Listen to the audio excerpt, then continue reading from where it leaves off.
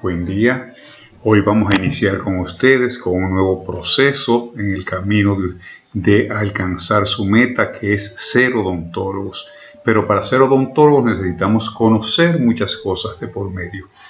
Y algo de lo más importante que tenemos es la prevención.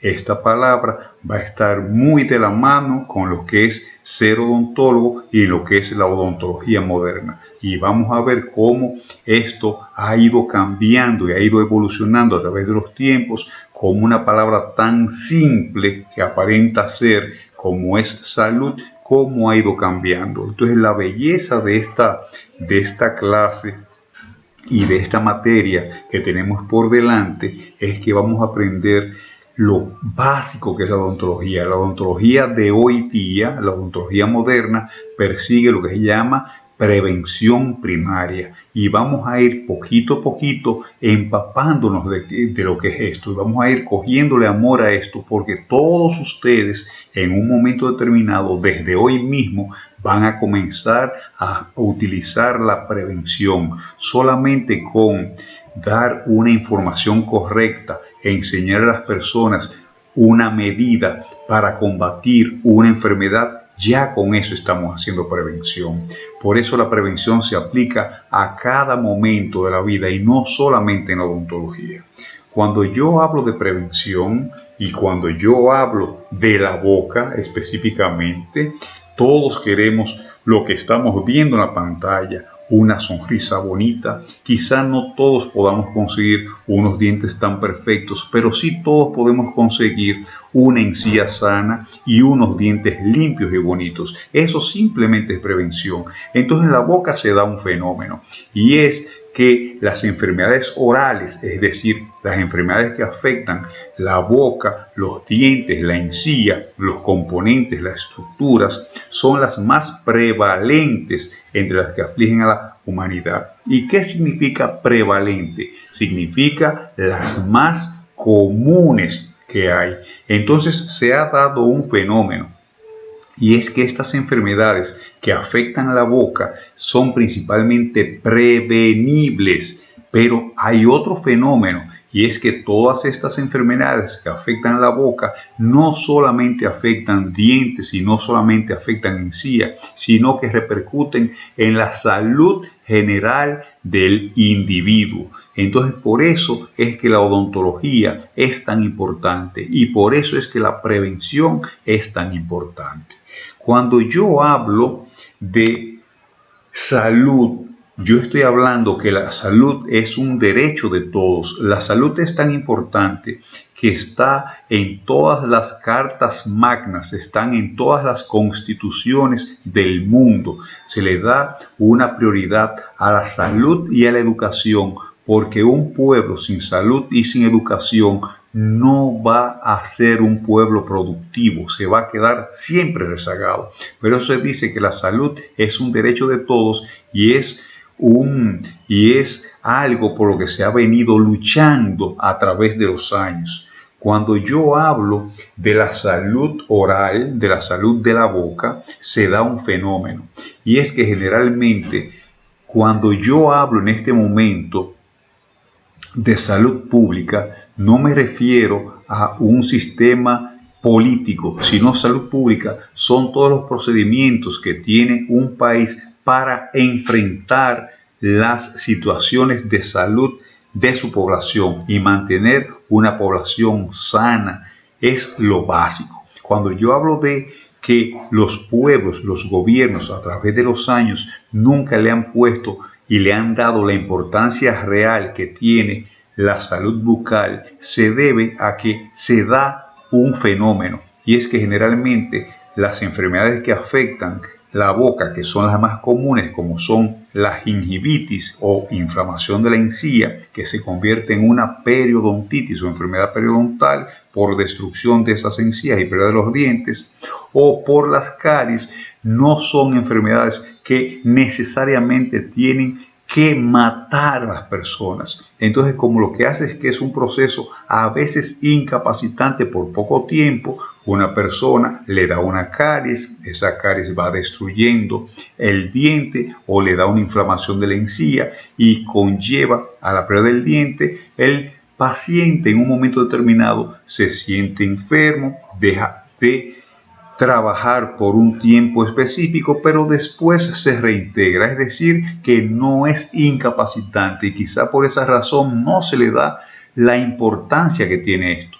Pero si ponemos a observar y vemos las características de las enfermedades orales, vamos a ver que tienen alta prevalencia. Alta prevalencia significa que posiblemente de 100 personas, 97 personas tengan algún tipo de enfermedad en la boca, ya sea algo tan simple, algo tan sencillo como una ligera inflamación de la encía o ya sea por el inicio de una caries.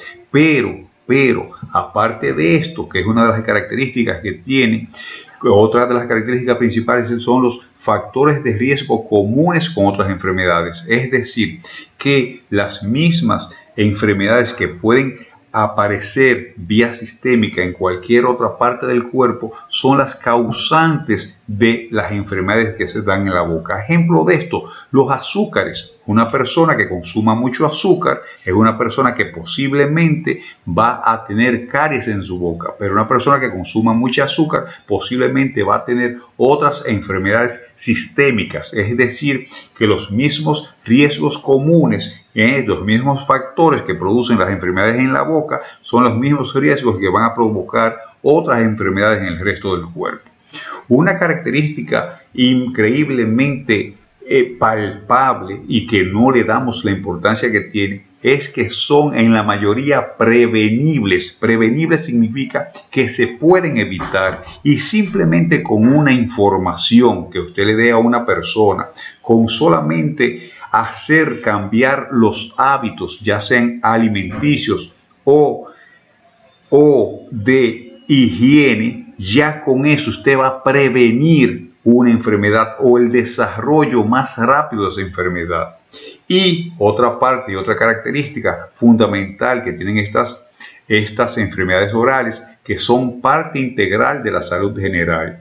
Si yo tengo un diente, ese diente comienza con una simple caries, avanza, se destruye y el proceso infeccioso, por alguna razón, esos microorganismos, esas bacterias, entran al torrente sanguíneo, se pueden alojar, por ejemplo, en las paredes del corazón y coproducir algo que se llama endocarditis bacteriana. Y simplemente por una bacteria que comenzó en un diente, se desplazó de ese diente a la membrana del corazón y pone en riesgo la vida de ese paciente. Por eso se habla que son parte integral de la salud general. Cuando yo hablo de salud, y estoy hablando mucho de salud, la salud es un concepto que ha dado mucha agua de tomar. ¿A qué yo me refiero? El concepto de salud a través de los años se ha visto y se ha enfocado de maneras diferentes. No todo el mundo llega a un acuerdo cuando vamos a definir salud. Salud en una época se definía simplemente como un equilibrio. ¿Cómo así? Se cogía, por ejemplo, una balanza, de un lado se ponía la salud, del otro lado se ponía la enfermedad y hacia donde iba el peso, la balanza, se decía que el paciente estaba enfermo o estaba sano, que era un equilibrio, pero nada más irreal que eso. Aparte de eso, se han visto muchos conceptos y se dan términos muy negativos. No es posible definir la palabra salud como si fuera ausencia de enfermedad, porque le estamos dando un carácter negativo. Más la realidad es otra. Vamos a ver cómo este concepto a través del tiempo se ha ido desarrollando. El concepto de salud por largo del tiempo fue definido, como les decía, en términos negativos. Por ejemplo, salud es la ausencia de enfermedades e invalideces, pero actualmente esa definición no es aceptada porque no corresponde a la realidad y no es funcional, no es operativa. Hace unos cuantos años, en el año 1948, la Organización Mundial de la Salud, la OMS, que es una institución que tenemos que conocerla muy bien porque trabaja relacionado con la salud en todas las áreas y ahora está muy de moda con esto de la pandemia del coronavirus, se menciona mucho, definió hace todos los años del mundo, ustedes ni se imaginaban que iban a nacer, que iban a estar en este mundo. Y ya en un concilio que tuvieron, en una reunión, en una asamblea, propusieron una definición de salud y es la que más ha perdurado a través de los años, pero ha sido también la definición que más se ha tratado de definir y de sacar conclusiones. Ellos dijeron que salud es el estado de completo bienestar físico, mental y social, y no solamente la ausencia de afecciones y enfermedades. Esta definición dice una gran verdad, porque no solamente ve el aspecto negativo de la enfermedad, sino que está dando un aspecto positivo. No está diciendo que por una falta de salud hay una enfermedad, sino que da un concepto mucho más amplio. Cuando yo hablo de salud, tengo que asociarla inmediatamente a la palabra prevención. Y prevención, ustedes saben de dónde viene el origen. ¿Qué les parece prevención? De prevenir, de evitar algo. Entonces, cuando yo hablo de prevención, es cualquier medida que permita reducir la probabilidad de aparición de una afección o enfermedad, o bien interrumpir o aminorar su progresión. Cuando yo hablo de prevención, es simplemente cambiar algo, evitar algo. Un ejemplo sencillo. Si una persona, su hobby es montar motor, pero esa persona tiene la mala costumbre de no ponerse un casco protector y aparte de eso le gusta el trago, esa persona va a tener mayor probabilidad de tener un accidente fatal que una persona que no le gusta el trago y que sin embargo también se protege. Los dos van a ir en el mismo motor, pero uno va a tener más riesgo que otro. Entonces, prevención es simplemente no tomar cuando maneje y usar la debida precaución, en este caso el casco protector, y ser prudente. Cuando yo hablo de prevención o odontología, es simplemente cambiar mis hábitos alimenticios, tratar de comer mejor, visitar al dentista. Eso se llama prevención. Entonces, la prevención se aplica no solamente en odontología, prevención se aplica en todas las ramas de la salud y cada día vamos a ver ejemplos de prevención. Cuando usted escucha un anuncio que dice fumar es peligroso, es dañino porque provoca cáncer. Cuando usted escucha una información que les dice que use las mascarillas para evitar el coronavirus, cuando usted escucha una información que le dice lávese las manos, eso se llama prevención. Es decir, que la prevención va directamente relacionada a nuestro diario vivir. Cuando yo hablo de tipos de prevención, esto es sumamente importante dominarlo. Por favor, vamos a aprendernos esto de por vida. Cuando yo hablo de tipos de prevención, voy a tener 3 tipos de prevención que se pueden utilizar. El objetivo principal de la odontología, el porqué de la odontología, es tratar de conseguir la prevención primaria. ¿Qué significa prevención primaria?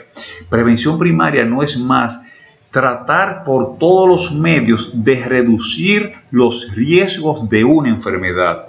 La odontología se ha dado un fenómeno y es que a través de los años al odontólogo en general no le interesa producir la prevención, les interesa principalmente curar, restablecer, hacer un empaste, sacar una pieza, poner un removible.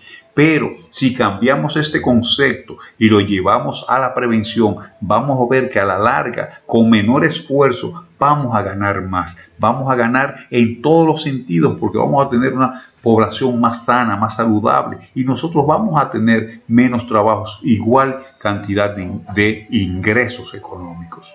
Cuando yo hablo de la prevención secundaria, se caracteriza porque mediante la pronta intervención para detener la progresión de la enfermedad, significa que si yo tengo un paciente y ese paciente está desarrollando una pequeña inflamación de la encía o está desarrollando una pequeña mancha blanca que se puede convertir en una caries más agresiva, yo voy a agarrar desde ese momento que la descubrí y voy a tratar de evitar que siga avanzando. Eso es la prevención secundaria.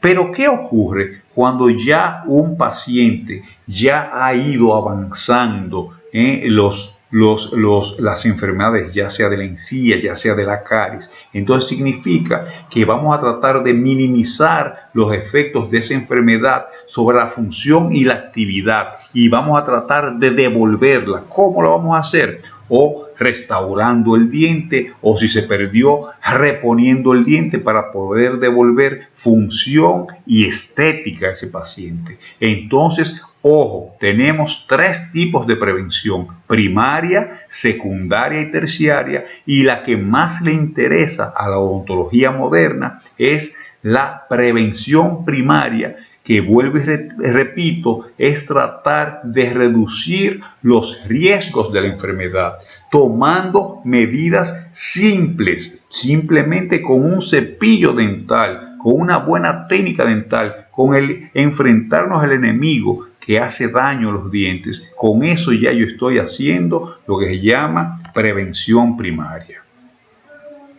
Cuando yo estoy hablando de prevención, de salud, de enfermedad, hay algo que no podemos dejar de definir, que se llama historia natural de la enfermedad. ¿Y qué es esto? ¿Qué es la historia natural de la enfermedad?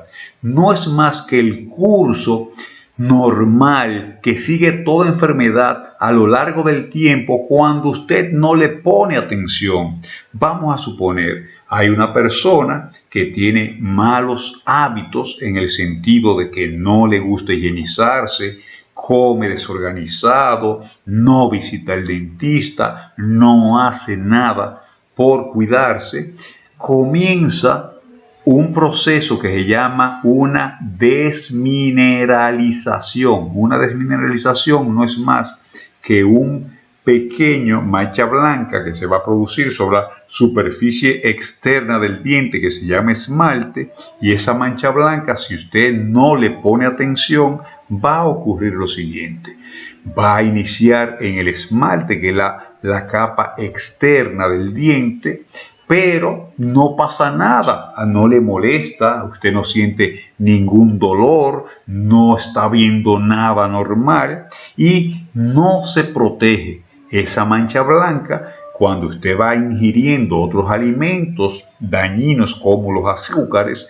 sigue entonces debilitando más esa pared, se va tiñendo, se va manchando con todo lo que va consumiendo y con los residuos que van produciendo los microorganismos que viven en la boca, y va rompiendo poquito a poquito el esmalte. Cuando rompe un poquito ese esmalte, entonces ya la capa interna es más blanda y ya la caries, con los ácidos que va produciendo las bacterias, entonces continúa destruyendo ese tejido dentario. Pero no le pongo atención porque no molesta nada. Entonces pasa esa destrucción a una capa más interna que se llama dentina. ¿Qué ocurre con la dentina? Que la dentina es un tejido que tiene sensibilidad. Entonces ahí comienza que usted se toma un vaso de agua fría y molesta, o se come algo dulce o molesta, o le da un poquito del aire frío y le molesta, o se toma una taza de café caliente y le molesta, pero esa molestia yo no le hago caso porque a los 2 o 3 segundos desaparece. No le hago caso, pero el cuerpo ya me está avisando que algo no está bien. Estamos hablando de historia natural. No le hice caso. ¿Qué ocurrió? Que esa caries sigue avanzando, sigue produciendo ácido, sigue destruyendo el tejido, entonces la dentina es mucho más blanda que el esmalte y por lo tanto va a avanzar más rápido la caries. ¿Y con quién se va a encontrar? Entonces se va a encontrar con el nervio del diente, que es la pulpa, y cuando llega a esa pulpa, entonces va a comenzar a haber un dolor insoportable, un dolor que aprovecha principalmente en horas de la noche cuando la persona está acostada y es donde más duele. Si el paciente todavía no le pone atención, entonces va a necrosar, va a matar todo ese nervio. Los microorganismos van a entrar por la raíz y van a llegar al torrente sanguíneo. Entonces, de ahí puede desprenderse cualquier bacteria, cualquier microorganismo e irse, por ejemplo, como les decía, o a los riñones o al corazón y hacer daño. Eso se llama historia natural. Todo curso que sigue una enfermedad a lo largo del tiempo cuando no hay tratamiento. Eso necesitamos dominar esa teoría. Entonces, ¿por qué yo menciono todo esto? Porque a través del tiempo se ha ido enfocando la salud de una manera diferente. Antes era una teoría que se llamaba biomédica porque simplemente lo que interesaba era ese equilibrio, tratar de mantener el equilibrio, quitar la enfermedad, venir a la salud y poner una atención. Entonces la atención era curativa. Lo único que hacía el dentista era tratar de tapar el hoyito que producía la caries, pero no quitaba la causa. Cuando se dieron cuenta de esto, vieron que se estaba invirtiendo mucho dinero y no se resolvía el problema. ¿Pero por qué surgió esto? Hace muchos años, cuando hubo una gran guerra que se enfrentaron el mundo entero, la Segunda Guerra Mundial, vino cuando terminó una etapa de pobreza a nivel general, porque no había dinero. Europa se quedó en la miseria, Japón se quedó en la miseria, principalmente Alemania.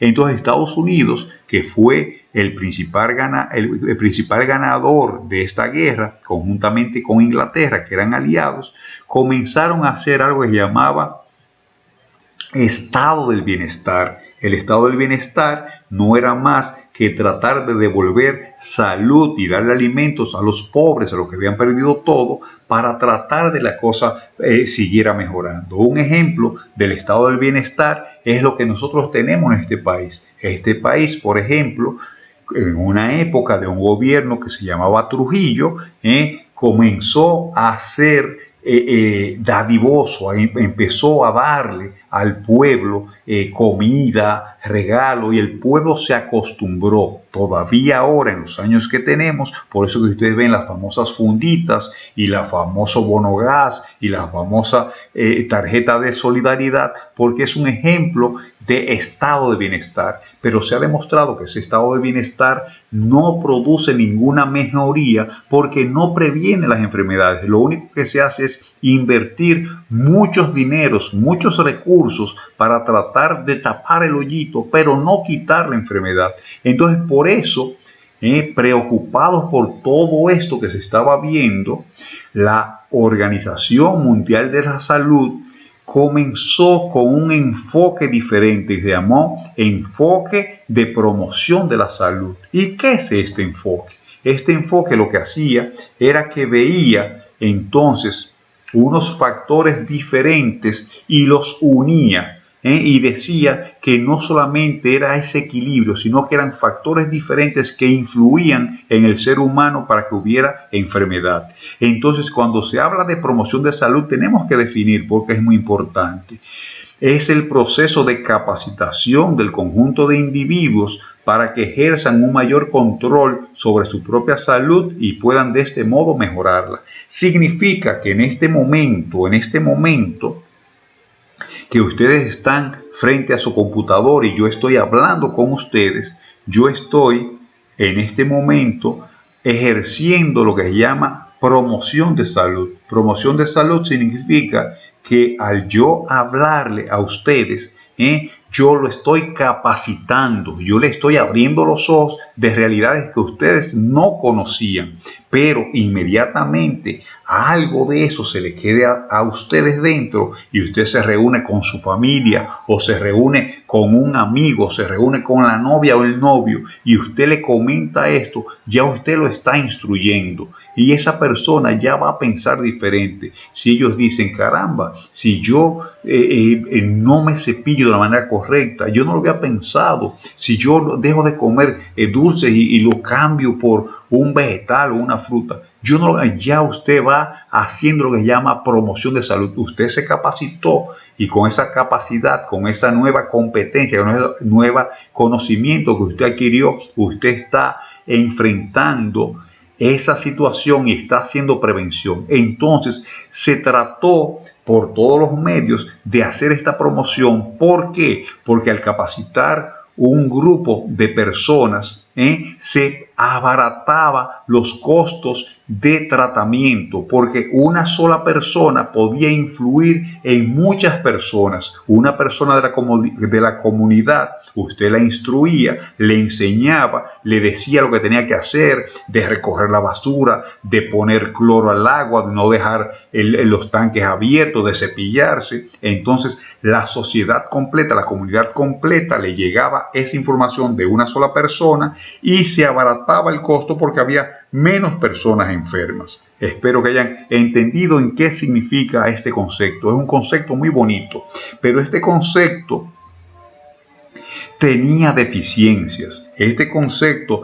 de enfoque de promoción de la salud funcionó por mucho tiempo y comparaba tres enfoques primordiales, que eran los estilos de vida, el comportamiento individual y los factores socioambientales. Este enfoque decía que el individuo era el propio protagonista de su salud. Si yo como individuo lo que hago es que llevo una vida desordenada, que no hago las cosas correctas, yo influyo en lo que me va a pasar. Si yo, en cuanto al comportamiento, yo no cambio mi actitud y yo no mejoro mi forma de vida, no voy a echar hacia adelante porque no voy a salir de ese círculo vicioso. Y otra cosa que influye son los factores socioambientales, que no hay empleo, que no hay salubridad, que no recogen la basura, que yo no tengo mi vida resuelta. Todo esto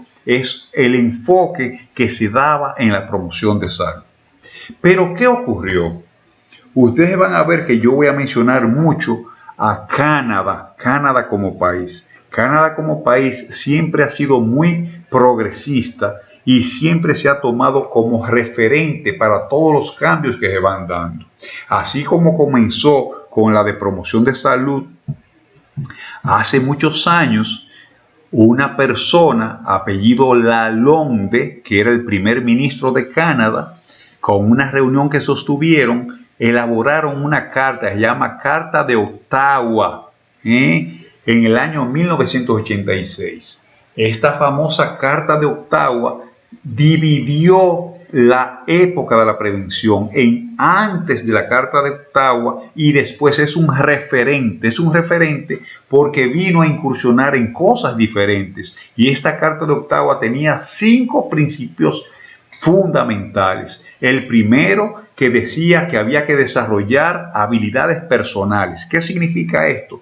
Que yo tenía que tener los conocimientos y aplicarlos para mejorar mi calidad de vida y tener mejor salud. Si yo no me baño y comienzo a bañarme, si yo no me cambio la ropa sucia por otra limpia, si no me lavo las manos, si no me cepillo los dientes, me voy a enfermar. Entonces yo tenía que desarrollar esas habilidades y aplicarlas para poder obtener mejor salud. La segunda gran actividad que proponía esta Carta de Ottawa era la reorientación de los servicios de salud. Ya ellos decían que no tenía que ser curativo, que no era tapar hoyitos, que así no se resolvía nada, que era prevenir las enfermedades, que era ir hacia la base, hacia lo que estaba produciendo estos problemas para poder evitarlos. La otra gran medida que tomaron fue la promoción de políticas saludables. Ellos comenzaron a promover, a hablar, a decir, a explicar las causas de las cosas para poder concientizar a las personas y poder tener cambios positivos. Lo otro era fortalecer la acción comunitaria, integrar a la comunidad como parte integral. Si yo no me gano a la comunidad como aliada, no importa la política sanitaria que simplemente no va a cambiar nunca. Si a la comunidad ahora, para poner un ejemplo palpable, si yo a la comunidad no la oriento del peligro que es el COVID, del peligro de contagio y lo que eso implica, con el aislamiento de las personas, con quedarse en la casa, con usar la mascarilla, con lavarse las manos. Si yo no oriento, si yo no educo, si yo no fortalezco a esa opinión con la comunidad, no va a funcionar este tipo de cambios de salud. Y lo último es creación de ambientes favorables. ¿Qué significa esto? Mejorar, que si no tengo agua que me llegue al acueducto, si no tengo energía eléctrica que me llegue, si no tengo calle, asfaltar la calle, si no me recogen la basura, recoger la basura. Crear ambientes favorables para evitar la propagación de enfermedades. Cuando fue pasando el tiempo y se fueron empapando con esto, este señor, ese primer ministro, Lalonde, conjuntamente con McCowen, también canadiense, propusieron un nuevo enfoque y dejaron atrás el enfoque de promoción de salud porque decían que 3 enfoques que ellos daban anteriormente eran muy pocos, que tenían que agregar otro más. Entonces ellos lo que hicieron con este enfoque se llama determinantes de la salud. El Lalonde, el primer ministro canadiense, lo que dijo que para que haya salud tienen que enfocarse en 4 determinantes específicas, que son el medio ambiente. Medio ambiente significa todo lo que nos rodea. El medio ambiente es donde yo vivo, cómo yo vivo, todo lo que yo consumo, lo que yo hago. Eso es medio ambiente. Los sonidos que me molestan, la falta de cosas que yo tenga. Entonces él dice que tenía que haber un equilibrio y dejar todo resuelto para que hubiera salud. Otra determinante que decía era el estilo de vida. Él decía que la persona era el propio el actor para que su cambio de actitud fuera positiva, para que hubiera un equilibrio y hubiera salud. El otro era el sistema sanitario, y que ese sistema sanitario no fuera exclusivamente de invertir dinero en el aspecto de curación, sino en el aspecto de prevención. Y lo otro era la biología humana.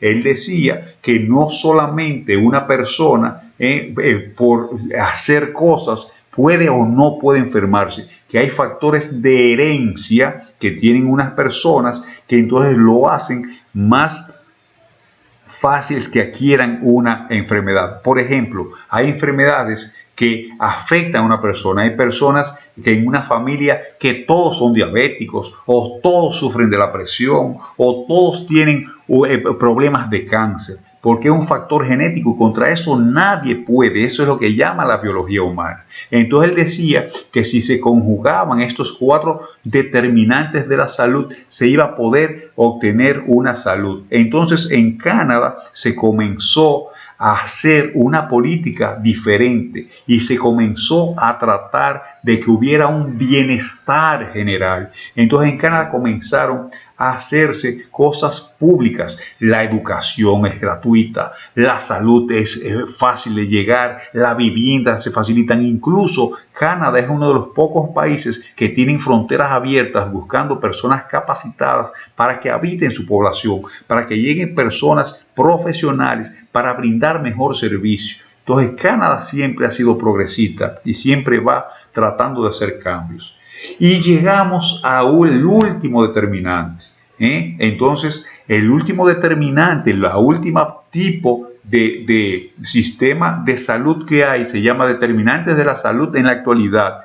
Es lo que dice es que el comportamiento humano es muy complejo y que no se basa solamente en esas 4 determinantes que decía Lalonde. Por favor, quiero que se aprendan, voy a darle un poquito para atrás porque quiero que se aprendan muy bien estos 4 determinantes: medio ambiente, estilo de vida, sistema sanitario y biología humana, porque la combinación de estos factores es lo que lleva a la salud según Lalonde.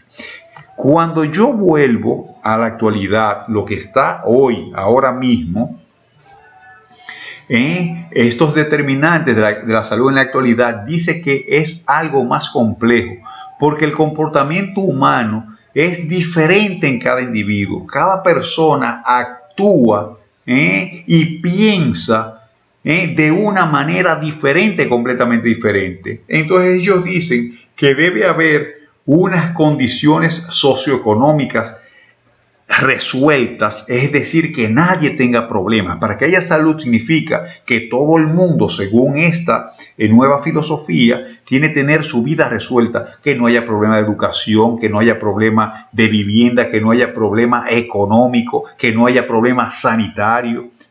A eso es que ellos se refieren: condiciones socioeconómicas resueltas, culturales y medioambientales. Que todo eso entonces va a tener influencia o por que haya una buena agricultura, una buena producción de alimentos, que la gente no tenga hambre, que no le falte el pan, pero que tenga la educación resuelta, que tenga un ambiente laboral fácil, que tenga su empleo, que tenga su vivienda, que tenga todo resuelto.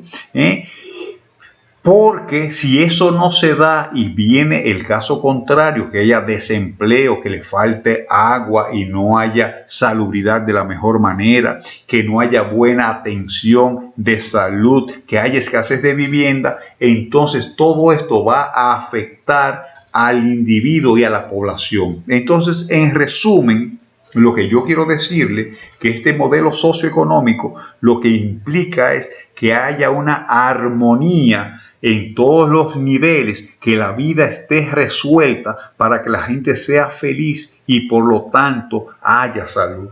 Es un poquito difícil creer esto, pero es lo que ellos persiguen. Entonces, para concluir esto, tenemos el primer sistema, el biomédico, el que era solamente curativo, el de promoción de salud, el de Lalonde, el de determinantes, y el de determinantes de salud en la actualidad, que se llama modelo socioeconómico. Así es que ha ido cambiando el aspecto de salud en esta sociedad. Todo esto lo vamos a encontrar muy bien definidos. Entonces, ¿qué ocurre? Que esto va muy de la mano ahora con la odontología, que este factor, este modelo socioeconómico habla mucho de lo que llaman factores de riesgo. Los factores de riesgo lo que hace es tratar de coordinar los esfuerzos dirigidos a controlar una serie de factores de riesgo comunes a diversas condiciones y enfermedades, incluidas las orales. Lo que se está hablando con este nuevo sistema es que hay que tratar de mantener todo resuelto, todo en equilibrio, para que no hayan factores que produzcan otras enfermedades. Por ejemplo, con la promoción de la salud general mediante el control de un número limitado de factores de riesgo, se conseguirá un impacto mayor sobre un número más elevado de enfermedades a un menor coste y por tanto de forma más eficiente y efectiva que mediante un enfoque específico para cada enfermedad. Lo que ellos están hablando, y eso se está aplicando ahora directamente de odontología, que hay que tener lo que llaman factores de riesgo. Si yo logro determinar qué es lo que puede provocar enfermedades y lo enfrento y oriento a la comunidad y le explico contra qué tiene que defenderse y con qué tiene que luchar, la salud va a salir mucho más económica y va a ser más eficiente y más efectiva, porque no ese dinero que se tenía que invertir en invalideces y en enfermedades se puede invertir en mejorar el medio ambiente y la calidad de vida. A esto es que esto se refiere. Eso es el resumen del primer capítulo. El segundo capítulo en su libro, ya ustedes lo tienen en la plataforma, de ahí es que van a estudiar. De ese segundo capítulo habla de lo que se llama odontología comunitaria y se lo voy a resumir en algo muy sencillo. La odontología comunitaria no es más que la práctica y la ciencia de prevenir las enfermedades orales, promover la salud oral y mejorar la calidad de vida a través de esfuerzos organizados de la comunidad. Esto lo que quiere decir es que la odontología comunitaria, quien es el paciente no es una persona individual, quien es el paciente es la comunidad y por lo tanto lo que hay que tratar es de promover la salud para mejorar la calidad de vida a todos los integrantes de la comunidad. Pero esta odontología comunitaria no es tan simple como aparente. No es tan simple porque necesita una combinación de elementos para que puedan funcionar, que hayan psicólogos, que hayan psiquiatras, que hayan médicos internistas, que hayan epidemiólogos, que hayan centros sanitarios, que hayan orientadores, que hayan odontólogos, que hayan médicos, que hayan profesores, que hayan educadores. Significa que tiene que haber una red integral para que esto funcione. Entonces, todo esto tiene mucho que ver con un término que mencioné ahorita que se llamaba salud pública. Y vuelvo y repito que salud pública no significa un hospital o significa una clínica. Salud pública significa la política de salud, de sanidad que utiliza el gobierno para mantener su población sana. Entonces esta salud pública ha tenido una evolución que ha coincidido con grandes etapas en la vida. La primera etapa fue de los años 1840 a 1900 y se dio un fenómeno y era que principalmente en los países de Europa la gente se moría mucho, porque habían unos grandes brotes de virus y de enfermedades que mataba a una gran parte de la población, hasta que descubrieron que todo esto se debía al hacinamiento por no haber salubridad, y descubrieron que todo el causante de esto eran las aguas contaminadas que iban al público. ¿Qué ocurría? En esa época no habían inodoros, no habían baños, no habían cloacas como ahora. La gente hacía sus necesidades o en una letrina, un rinconcito en el río. La gente tomaba esa agua contaminada y de ahí venían brotes de enfermedades que eran catastróficas y mataban miles y miles de personas. Cuando se dieron cuenta de esto, se detuvo esa gran mortandad que había hasta que la vida siguió evolucionando y aparecieron otras maneras de morirse mucha gente. Entonces vino una segunda etapa en la evolución de la salud pública y fue de los años 1880 a 1930. La gente desconocía que habían virus, que habían bacterias, que habían esos seres diminutos, microscópicos, que afectaban grandemente la salud. Entonces ahí comenzó la gente lo que hacía era que ordeñaba la vaca y se tomaba la leche sin hervirla, o había una persona que de una gripe no sabía por qué se convertía en tuberculoso hasta que se descubrió que era un bacilo, se llama bacilo de Koch. Entonces comenzó la época de la inmunización.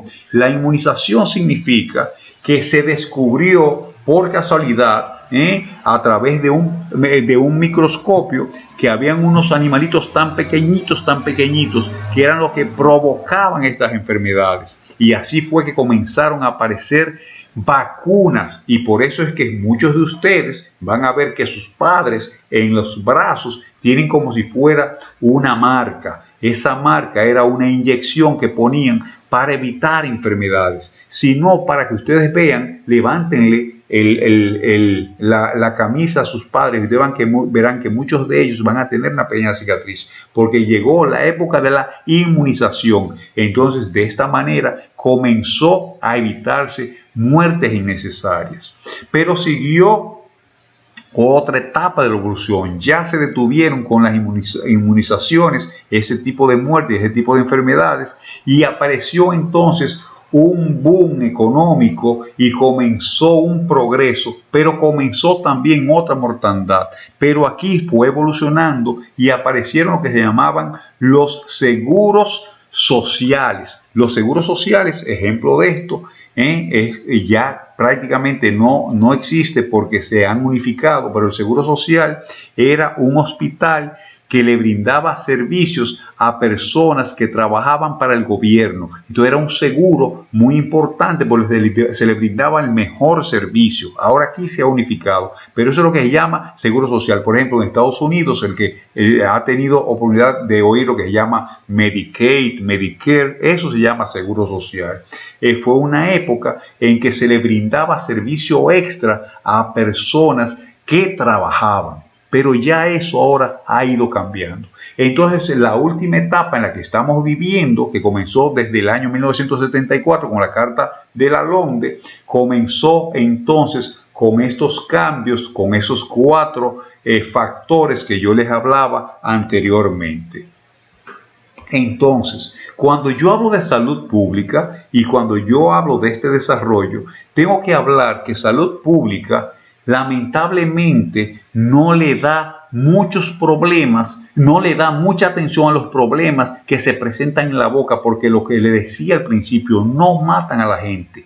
Para que un problema se convierta de problemas de salud pública, tiene que causar mucha muerte. Por ejemplo, coronavirus. ¿Qué hizo el mundo entero? Que el mundo entero, liderados por la Organización Mundial de la Salud, tomaron medidas para evitar que esta pandemia siga matando tanta gente. Entonces, eso es una causa común, eso es un problema de salud pública. Una cariecita, una pequeña inflamación, eso no le mortifica tanto, porque no mata a tanta gente.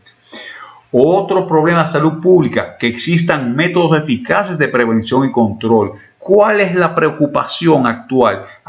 Que aparezca una vacuna para evitar que esta pandemia siga evolucionando. ¿Y cuál es otro problema de salud pública? Que estos métodos no estén siendo aplicados adecuadamente. Para eso tienen algo que se llama epidemiología, que es de lo que vamos a hablar en la próxima clase, que es una ciencia que se va a encargar de chequear cómo va evolucionando esa enfermedad, cuántos casos nuevos hay, cuántos no, para poder tomar las medidas correctas. Entonces, con esto terminamos esta primera clase. Espero que hayan podido entender bien. Todo esto lo van a tener disponible en su libro y que ya lo tienen